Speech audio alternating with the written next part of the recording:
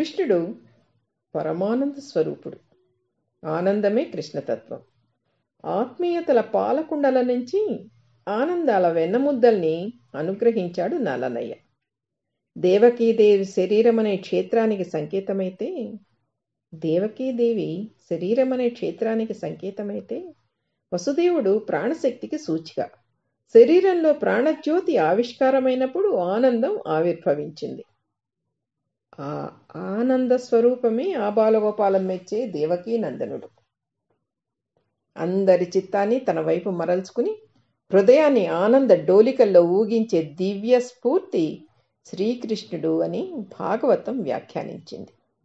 ఆకాశం, సముద్రం వంటివి అనంతంగా విశాలంగా పరుచుకుని నీలిమిగా వ్యాపితమై ఉంటాయి. నీలిరంగు పారదర్శకత్వానికి సంకేతం. అందుకే కృష్ణుడు నీలమేఘశ్యాముడై నవోన్మేషంగా నవ్యమోహనంగా ప్రకటితమవుతాడు. శ్రీకృష్ణుడికి చేరువ కావాలంటే మనసే మంత్రపుష్పమై శోభిల్లాలి. ఎంత చక్కటి భావన! శ్రీకృష్ణుడికి చేరువ కావాలంటే మనసే మంత్రపుష్పమై శోభిల్లాలి. రాధలా ఆరాధన చేయాలి, యశోదలా లాలించాలి, గోపబాలకుల్లా సఖ్యం చేయాలి, అర్జునుడిలా దాసోహం కావాలి, ద్రౌపదిలా విశ్వసించాలి. కృష్ణుడి పట్ల ప్రేమాస్పద తత్వాన్ని అలవర్చుకుంటే సర్వము కృష్ణమయమవుతుంది.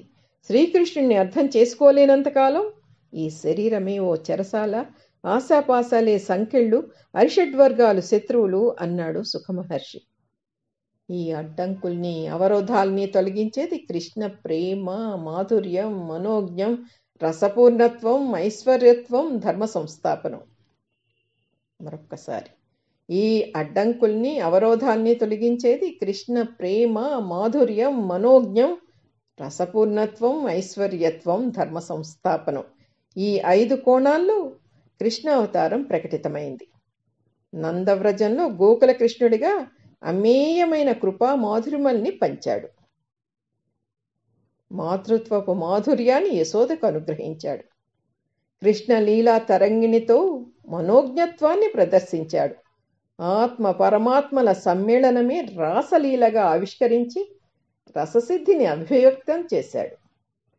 మధురకు వెళ్ళి ఉగ్రసేనుడికి రాజాధిపత్యం ఇచ్చి సమాజంలో వక్రతల్ని నిలువరించి అంతటా సానుకూలతల్ని పెంచి ఈశ్వరతత్వంతో ఐశ్వర్య హేళను ప్రదర్శించాడు.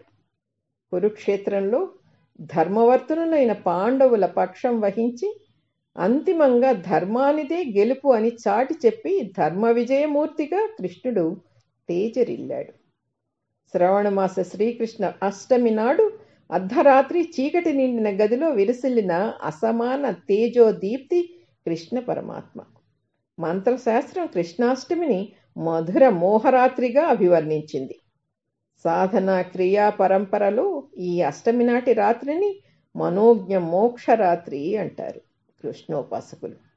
ఈ రాత్రిని ప్రమోదరాత్రి అంటే శాక్తేయ తంత్రం కృష్ణాష్టమి నాటి రాత్రిని ప్రహ్లాద రాత్రిగా పేర్కొంది.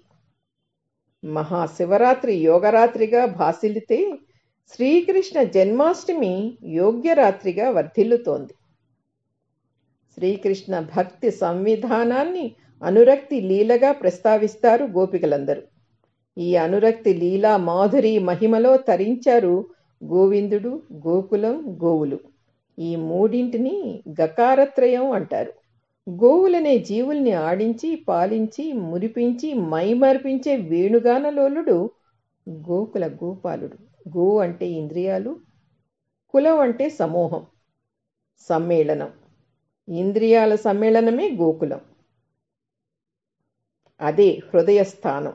మన శరీరమనే మధురాపురిలో, హృదయమనే గోకులంలో పరంజ్యోతి పరమాత్మ అయిన పరంధాముడిని సువ్యవస్థితం చేసుకోవాలి. అప్పుడు ప్రతిమది ఆనంద బృందావనమై భాసిల్లుతుంది.